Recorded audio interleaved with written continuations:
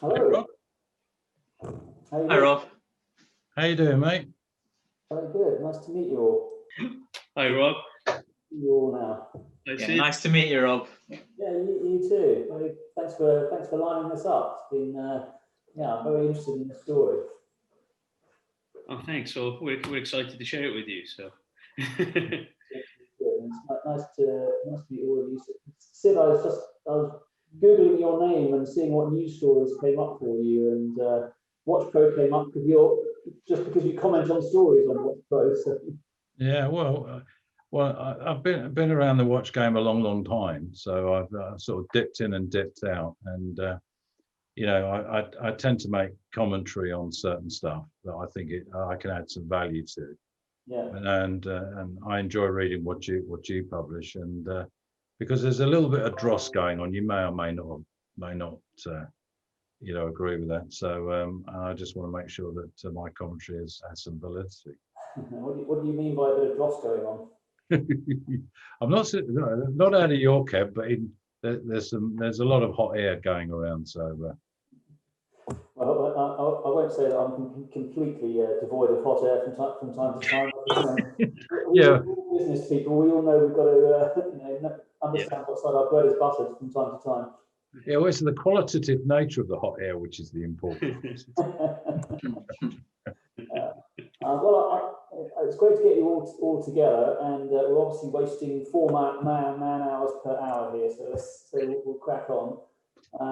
Maybe start with you, Matthew. Tell me about the sort of origin story of the CuleM business.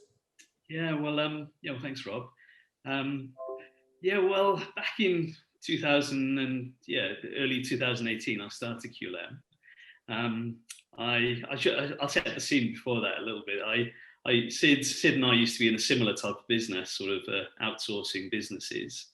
But more in outsourced services, nothing really to do with watches. And for me, I had great opportunity, but I wasn't particularly passionate about what I was doing. So this was a business that I was really passionate about doing. So because I was always passionate about watches, travel, and the use of technology, not tech and watches. So so when I literally joined those 3 dots, I decided I wanted to create CuleM. And that's why I created a watch of the world and a GMT Swiss-made automatic watch to begin with. And now we've got the World GMT collection. And also the name itself, CuleM, just for you to know, it sort of means the Cule is all the very small parts that make up a watch. So the Cule is the watch, and M is the meaning that you attribute to that watch as you go through, and as you travel through the world, for example. So that was the original concept of my brand when I originally conceived the idea.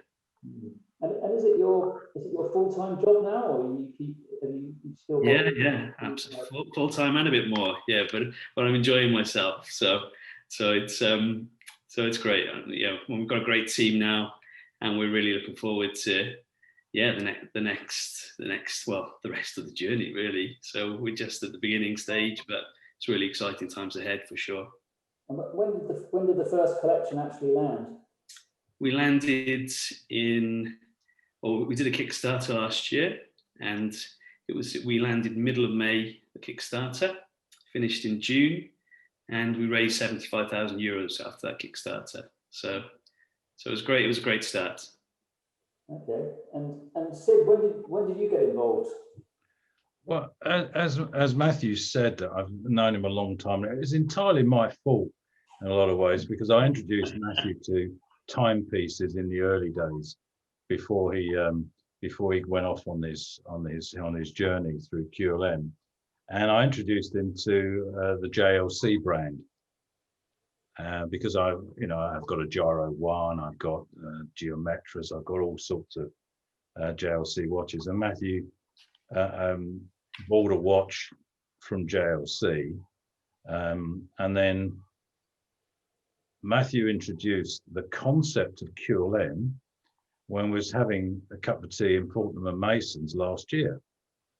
I had no idea prior to that meeting that Matthew had actually gone down this particular journey. He did it quite surreptitiously and created and he presented with me to me at Fortnum's an array of watches, which blew my socks off, to be perfectly honest. I saw all of the different dial concepts that Matthew had designed. This is not just a single dial watch. This is there's multiple dials, the portal, the lights, the frame, and so on and so forth, and the cases, and it just blew me away. So I decided at that particular juncture, this was worth looking at a bit deeper, knowing that it was manufactured by Volker and the qualitative nature of Volker in its own right. The design of the watch and the dials really caught my interest. And Matthew asked me if I'd like to get involved from an advisory point of view, which I was delighted to do so. And I've been sort of working away in the background from the strategy and commercial point of view, while Matthew's been going into this creative area that he's so brilliant at, and working with Ron as well to bring this brand to market. And the Kickstarter was very, very successful. And I've got to declare, I think I bought, was it 10 watches, was it, Matthew? Well, 11, Sid. 11, sorry. I always missed the last one. So I bought 11. So I bought one of each of the range. And then my daughter's got 2, my son's got 2, my wife's got 2, and I've got the rest. And so the CuleM watches have actually sort of permeated the Vasili family, and we love wearing them. And so I've been working with Matthew and Romesh and the rest of the team from a strategy point of view, and sustainability became very, very front of mind in terms of all our ethos and thinking. Particularly, the planet is going through some quantum changes, and we need to obviously make a contribution to minimize any sort of negative impacts on the planet. And so that's where I've been involved. It's been a great journey. It hasn't stopped me buying anybody else's watches, to be perfectly honest. Yeah. I've still been buying all the other stuff, as you do. But I'm very, very interested in independence. I love the independent nature. The big brands have got deep pockets and so on and so forth. But to me, how the independents approach the market, I find very, very quite fascinating, purely being a bit of an entrepreneur myself and having started 8 businesses and all that sort of stuff in my time. And so that's why this stuff really intrigues me, not only as a collector, but also from a commercial aspect, and also, how you define routes to market and create success. So that's why I'm sitting here. Yeah, and you just described yourself as an investor. Are you an investor beyond buying watches through that Kickstarter? Well, yeah, I'm invested in 6 businesses at present, all dynamic, and the 7th one, one of the 6 is CuleM. Right. Okay. I mean, I was trying to look up on Companies House who the officers are. Couldn't find details.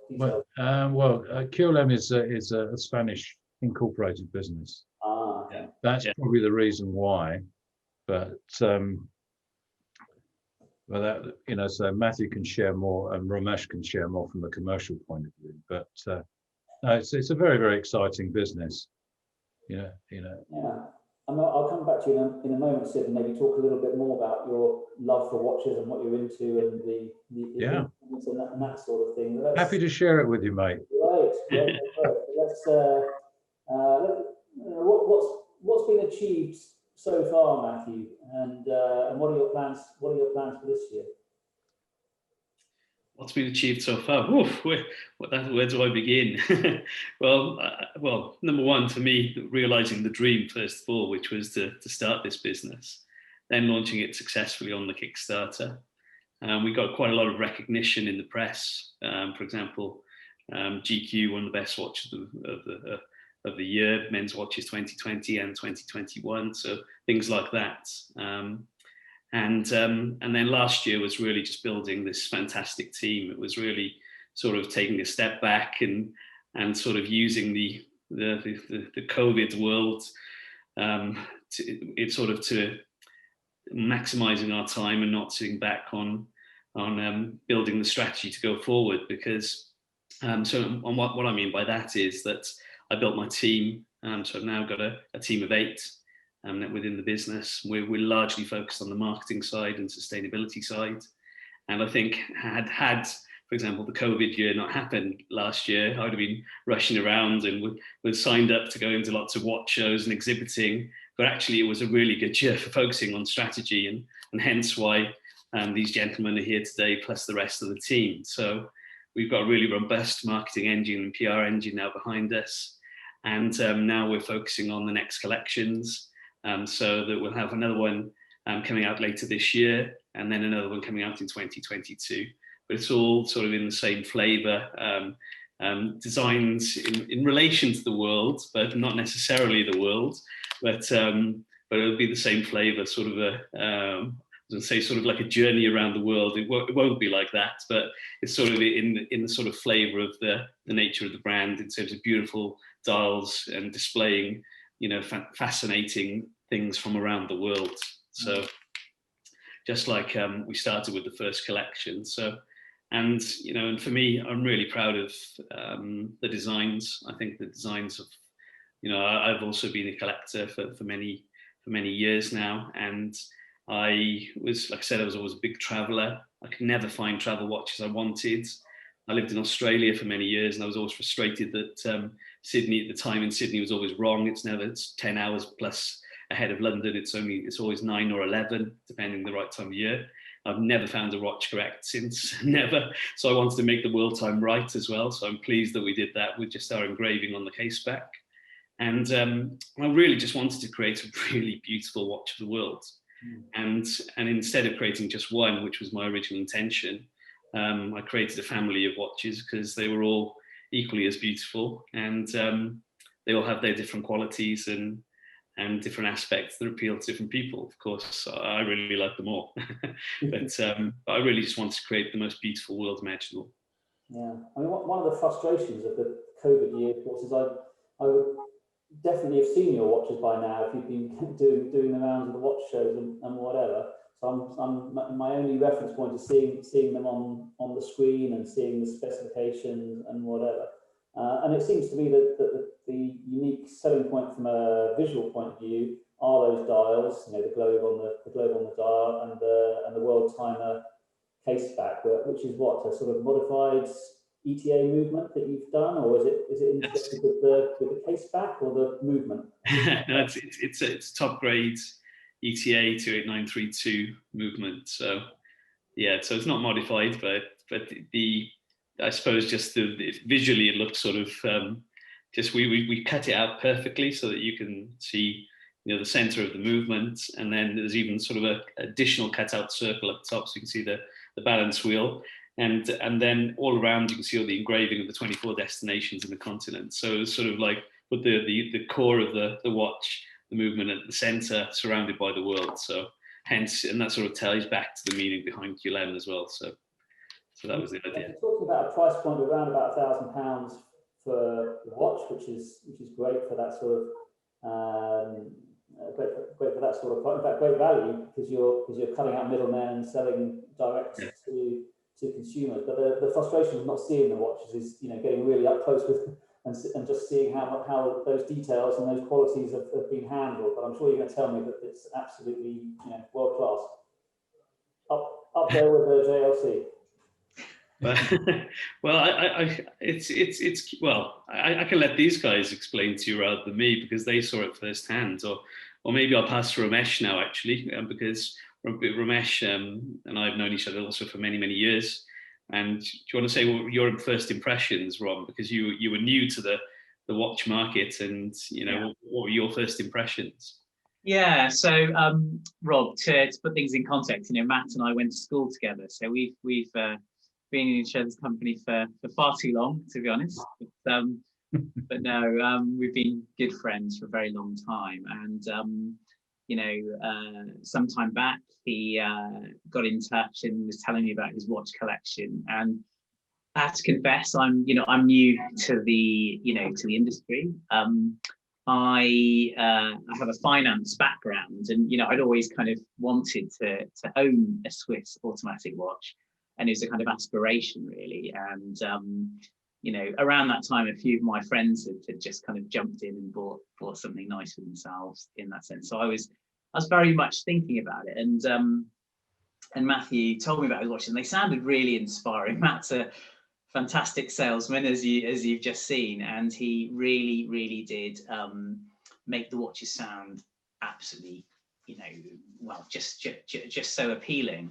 And I love the concept. You know, I'm a traveler myself. I love visiting new places, so I was quite inspired by it. But one thing I said, because obviously I hadn't seen the watches at that point, and Matt and I were going to meet, and we were going to have a drink, and, you know, he's going to show me the watches. And I said, listen, mate, you know, you're one of my best friends.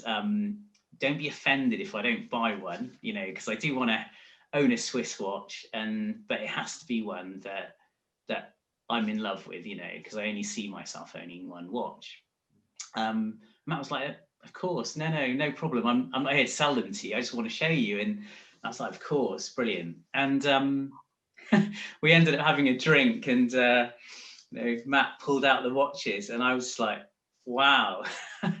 You know, something you alluded to earlier, Rob, you know, the challenge of not actually being able to see the watches in real life. I mean, I think our team has done a brilliant job showcasing the watches on our website. You know, we've got a really fantastic interactive tool where you can switch between dials and straps, which has been quite successful in our marketing. But regardless, I mean, when you see them in real life, they are better.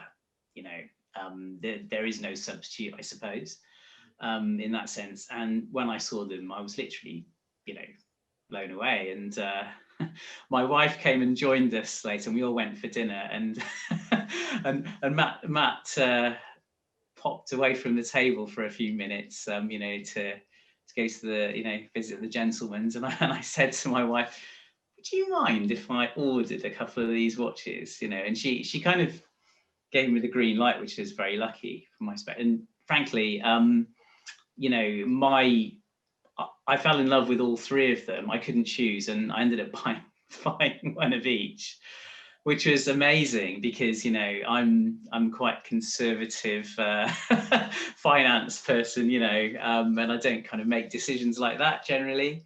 But yeah, that was really nice, and it was fantastic to be able to support a very good friend of mine as well. But you know, it was the watches really, and there was such good value for money. You know, the brand which I was going to go for was, you know, rather than buying one of those, I ended up having and owning 3 beautiful CuleM watches, and that was perfect for me. And with the interchangeable straps, it's almost like you own more than one watch, because, you know, the character changes, you know, with each strap style, I find. So yeah, that's kind of how I first got involved. And I've been working with Matthew for a year now, and with Sid, you know, as Matthew says, you know, kind of strategizing, building a forecast plan, and you know, helping recruit a really cool team. We've got a fantastic message to, you know, because we're meant to be a watch that, you know, kind of inspires you to love our world, you know, but we want to kind of pair that with, you know, inspiring you to protect our world as well. And that's the kind of sustainability piece as well. So we're celebrating the world, but we're also working to protect something precious. Yeah, I mean, I was looking through the, you know, you're essentially making donations and working with sustainability partners, Ecology, Rainforest Trust, ActionAid, which is a sort of microfinance bank type operation, I think, and Plastic Oceans UK. I mean, which came first? The watch, you know, wanting to launch a watch company, or wanting to come up with something that was really, you know, built on in a sustainable way, and projecting that sustainability message? Rom, do you want to handle the sustainability question? Sure. Okay. So Matthew had designed the watches, you know, and I think, you know, when we all sat together as a team and looked at them and were inspired by them, we realized that we wanted to do something, you know, much more proactive, you know, rather than just kind of sitting back and enjoying the beauty of the world. you know, and then those dials, you know, what can we do to protect that, as mentioned earlier. So we were quite inspired by companies such as Patagonia, that you know, big corporations that are donating a percentage of their turnover to good causes, basically good sustainable causes. And but we wanted to, you know, almost take it a number of steps further. So Patagonia has a pledge to contribute 1% of its turnover to various sustainability projects and causes. We contribute around 3%. So yeah, you know, you buy a watch, a CuleM watch, and you know, we will plant 100 trees on your behalf with ecology. We'll protect over 6 acres of rainforest with the Rainforest Trust. We'll also donate to ActionAid. ActionAid is actually not, it's not a microbank.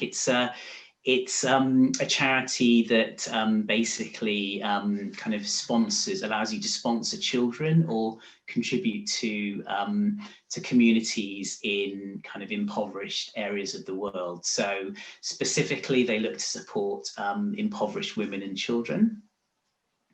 And obviously, finally, we contribute to Plastic Oceans to kind of help you know, clean our oceans, basically. Yeah. So. I mean, it's as I'm sure you can imagine, on a weekly basis, I get notified about half a dozen Kickstarter projects for new watches, and most of them create one watch collection and never seen again.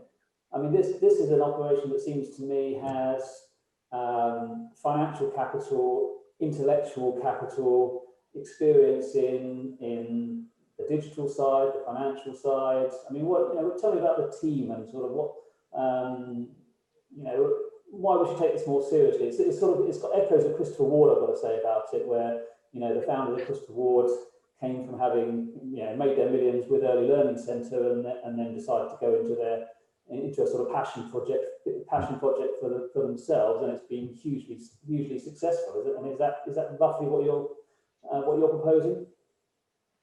Yeah, similar type of story. I used to own a business process outsourcing business in the UK and Australia and China, and I exited that business in 2012, and then I took a lot of years off and did lots of things like traveling. I went to every continent, including Antarctica. It was amazing.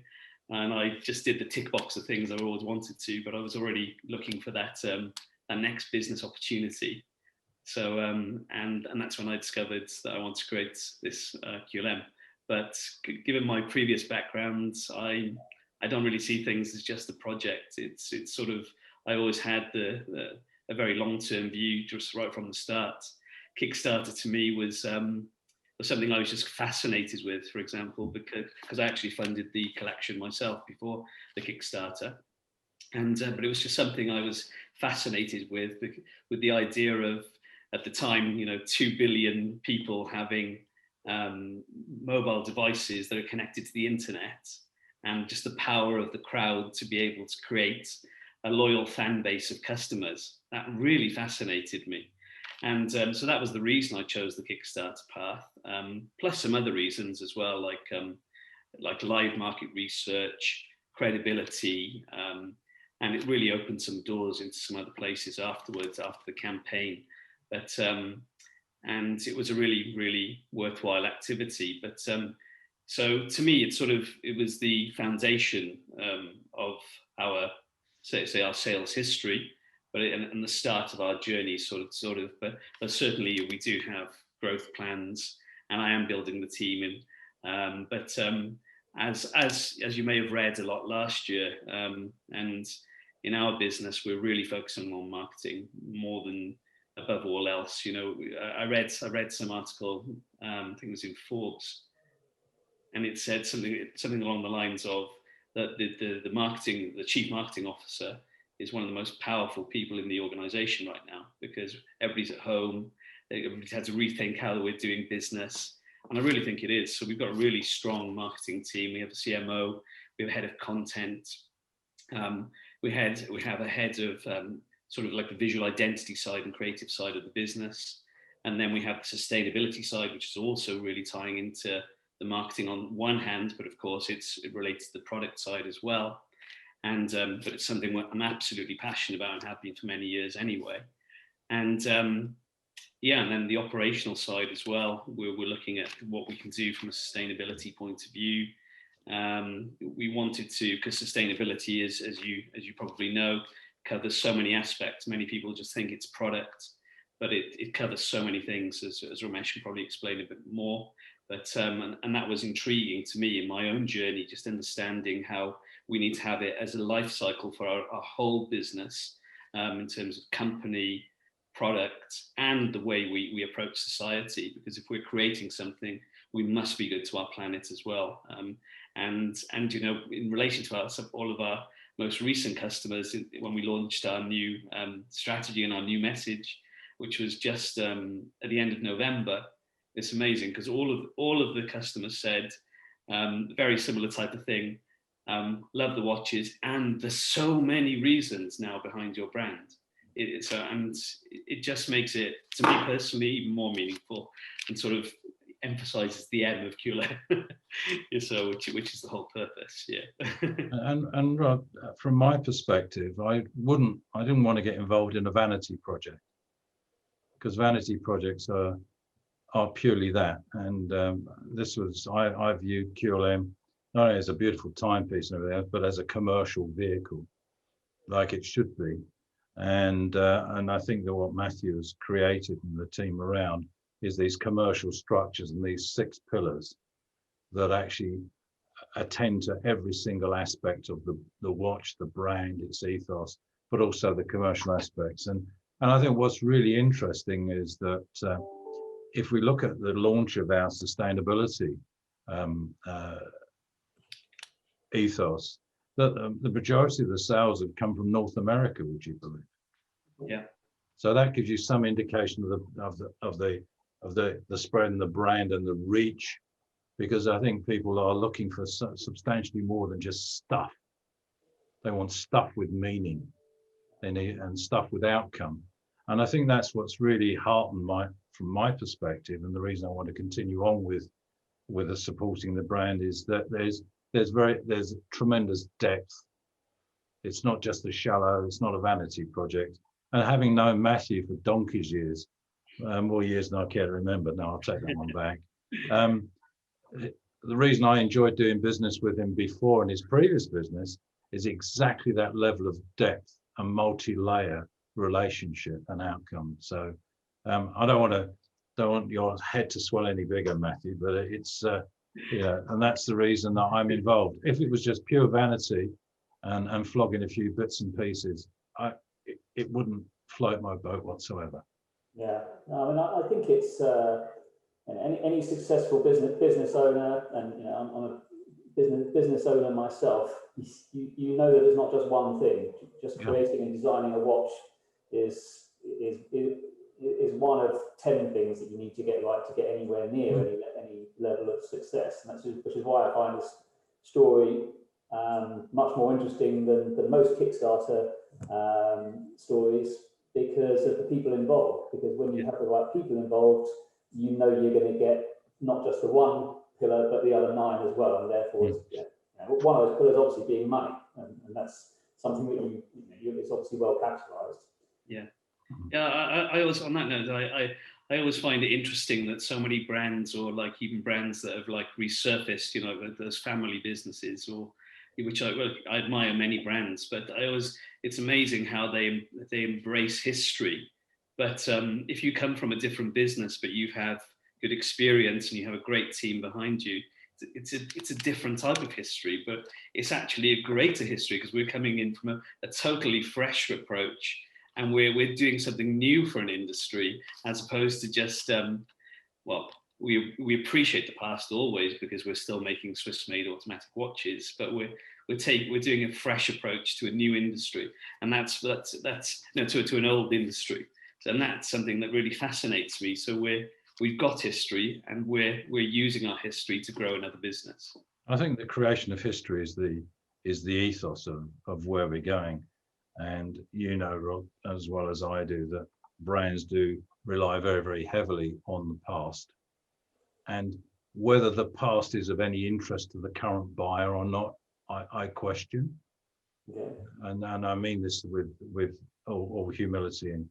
But I think the fact of the matter is what the customer wants is something much deeper than history. And the fact, you know, I love the history of Breguet and all that sort of stuff, but I'm a collector.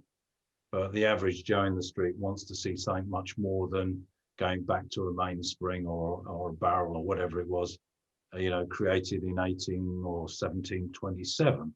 So that's why I think as CuleM will create its own history in its own way for the right reasons. Forgive my clock going in the background. I'm a bit of a clock collector as well. Sorry. Or Bing and Bong and all that sort of stuff. And I think that's what's so important, and that's what our customers are actually identifying with. And I think that's the critical part of the forest, is that identity of what we stand for, what we deliver, and what the future looks like. I mean, you mentioned that sales have picked up fastest in North America, which is interesting. I was going to ask you whether, you know, you're going to focus very much on one market at a time. I would assume the UK first, or whether from, you know, right out of the gate you expected this to be a global brand. I mean, obviously global world travel, etc., is part of the story, but is it part of your sales projection? Initially, we're focused on the US, no, the UK and the US predominantly, but we will be gearing our marketing probably a lot more to the US, just on based on recent results, but and also the speed at which people were buying there. You know, the sales journey was different in our experience so far. However, you know, we've still got a long way to go to analyze those results, but we're still concentrating on the two markets. But but for me personally, in a longer term view, my backgrounds were most of my business was in China, and I'm fascinated to go back into that market again. So actually, we're actually having our website now translated into Chinese, and we're looking at some just sort of initially just utilizing some old marketing contacts that we had there to try and just generate some PR. But it's sort of a passive strategy, a foot in the water, but it's something that I'm passionate about from my past. So it's like I can't let it go. But initially, UK and US definitely. We are selling watches worldwide actually, and we have had sales in various countries. But yeah, the focus at the moment, as Matt said. But it's quite nice knowing that we seem to have a global appeal, which is absolutely fantastic. Yeah. One thing that's really helped us is well, in very recent times, you know, we're doing something called an unsale at the moment. Were you aware of that, Rob? Rings a bell. I think I might have done a story on it even. Go on, remind me. Yeah, so our January on the donations or something. Exactly, yeah. So our January unsale is rather than a kind of discounted offering, which is, you know, the standard kind of slightly boring way of doing a sale. You know, we're kind of going for an added value. You know, you buy one of watches, we'll double our donations to our partners. And again, so you know, we're really trying to make a real difference in terms of the sustainability and protection piece. Okay, I mean, finally, I guess, you know, I'm sure we could all agree, particularly the watch collectors among us, that the world doesn't really need another watch brand, another watch manufacturer. There's thousands out there. So it's good that you've got a number of unique selling points and such a solid team and business ethos. But let's talk about those other watches that you're in love with. Sid, perhaps. What got you into watches, and what are you focusing on right now? Okay, well, why did I get involved in watches? Well, my wife bought me a Romesh watch. You may remember that. It's a very, very old Swiss name, for my 21st birthday. You're probably too young to remember that anyway. My 21st birthday, and it blew me away because it was the first proper watch that I'd actually owned. I did the Timex and so on and so forth, and that really started sparking my interest a little bit. But I didn't have any money, so the Roma watch sat on my wrist for donkey's years and did a brilliant job. It was an automatic with a date, a beautiful watch. And then when I made a few quid, I thought, well, what do people normally do? They normally buy a Rolex, right? And I looked at the Rolexes and I thought they were a bit over the top for me, in terms of very, very blingy, until I came across something called a Tridor. Don't know if you remember that. That was a president bracelet with 3 colors of gold.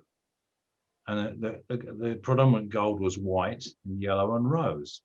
And because it looked so neat compared to those very, very, brassy yellow gold Rolexes, I bought one of those, right? And I've still got it today. It's a brilliant watch. It works beautifully. And then I was teased, as you often are, I was teased into buying a Patek Philippe. So I bought a 3970E, which I've still got today. It's a beautiful watch in rose gold, complication, fantastic piece of stuff. And I wore that for donkey's years afterwards. Put the Rolex away, bought my wife a Tridor as well, because I thought, she deserves something, she got the diamond rings and all that. I thought she would deserve a watch or something. Just means you can keep buying them as long as the wife's got one. Yeah, if she's got one, I'm okay. I've always neutralised the angst. And then when I was walking down Bond Street, I came across a chap called Simon Moody. And he said, I know you from somewhere. And I thought, oh, okay, where do you know me from? And he took me into the JLC boutique. I think he was just chancing it, to be perfectly honest. And we built up a bit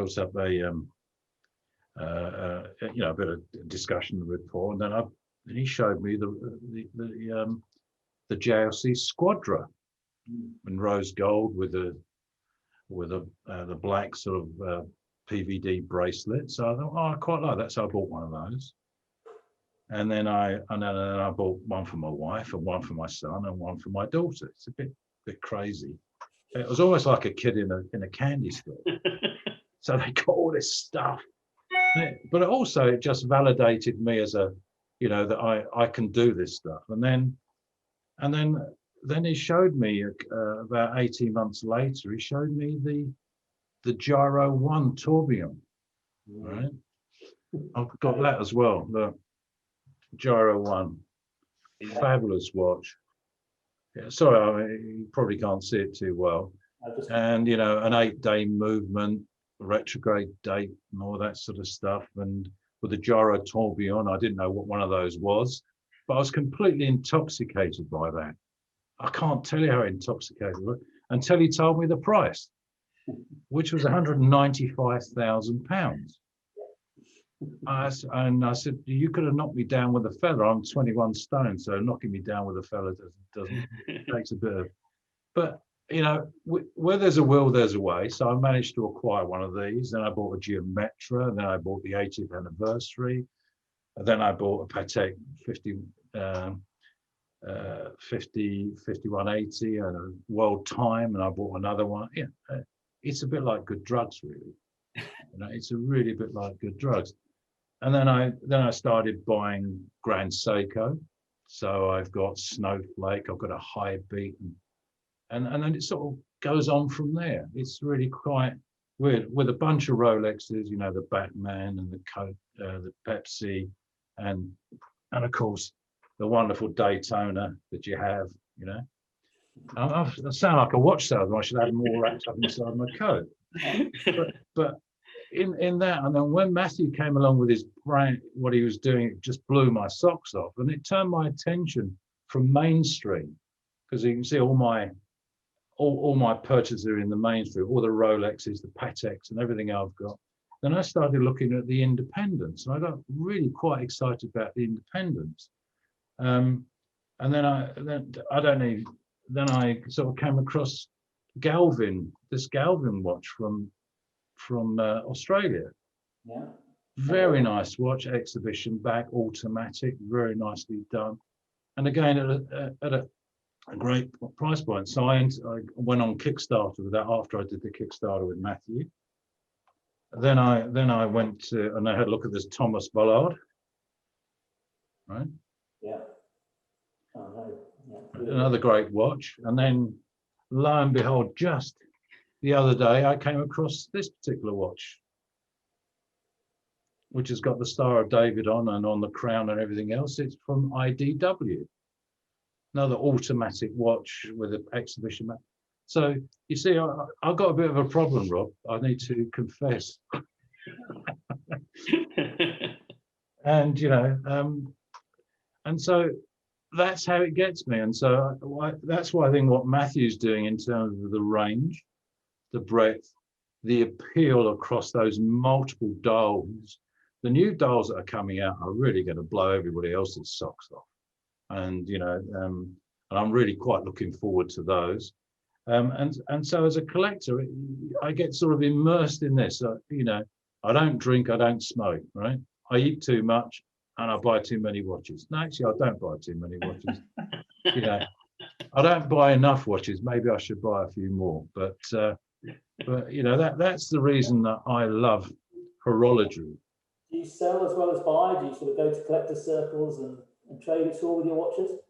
Well, yeah, we do. We have the GTGs in London. And of course, COVID has completely knocked those on the head. So we do GTGs on WhatsApp. Yeah. Right. I'm also a member of the Horrorgasm group. Have you heard of that? Rings a bell, actually. Yeah, is that another WhatsApp It sounds a bit weird. It's not that weird, really. Out of Asia. And, I also do, these things with Roberta and Barbara and Gary Getz out the US, and we do all this sort of stuff. So it's this really nice community of really nice people. There's a few, average people, let's put it that way. But, so having these watch meets and sharing. So I shared with what I was doing with CuleM, which excited a number of the folks and the collector community, and they got into the weeds as far as that's concerned, and we do share. And that's the brilliant part about true collectors. They love to share, they love to talk, and we love to exchange watches amongst the fraternity. Yeah. I mean, one of the things that I know from most of the collectors I speak to, they do get into the weeds, as you put it. And one of the things that seems to be almost number one on their list is in-house manufacture movements. Without that, you kind of, I mean, obviously that's something that a new business like CuleM would take years and years and years to develop. Yeah, is it possible, or is it an aspiration? But I mean, I understand and I respect the in-house movement fraternity, and I really do appreciate what they do and the degree of passion they have on the mainspring and everything else like that. But the stark reality of life, commercial life, is that it's a jolly, jolly expensive journey. And I know the number of independents that have failed purely because they've just over-invested in the dial and in the movement, and underinvested in the marketing and everything else like that. So like everything in business, you need a balance. And I've got no issue with Matthew using a very high quality ETA movement. And because it's reliable, it's robust, it will serve the owner very, very well.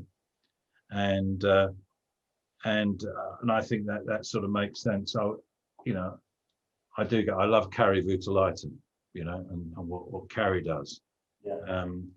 But again, he's had to become ultra commercial from going from a completely in-house and then also having to cascade out and provide services externally, or else because he wouldn't survive. Yeah. So, but I do understand and appreciate and respect what they do. But you notice I haven't actually gone down I did actually toy with the idea about 15 years ago of creating my own watch. But I looked at the whole commercial aspect of it all, and I felt that I wasn't patient enough for an outcome. So, well, also that the world, as you've been describing earlier, the world is different now when you've got billions and billions of people who have basically got a shop store in their hand with a mobile phone. Yeah. You can create it once, as long as you know what you're doing on the marketing side of things. you can generate that reach very quickly. Hmm. Okay, well, it is a fascinating story. I'm definitely going to be keeping abreast of as it all develops, and yeah, hopefully as soon as we can, we'll get together. And we've got a bunch of events planned this year, which we'd love to have you along Yeah. to. I'll keep you informed of all that sort of thing as well. But yeah, I mean, it's great getting you guys together, and I hope we can do it again soon. Well, we do appreciate your time. We know your time is very valuable, and you know, it's an honour and a pleasure for us to speak with you. And I'm very much looking forward to meeting up when all this stuff just peters away. Yeah. And I wish you well in all your endeavours. Thank you. Thank you, Rob. All right. See you soon. Thank you, Rob. Cheers. Bye.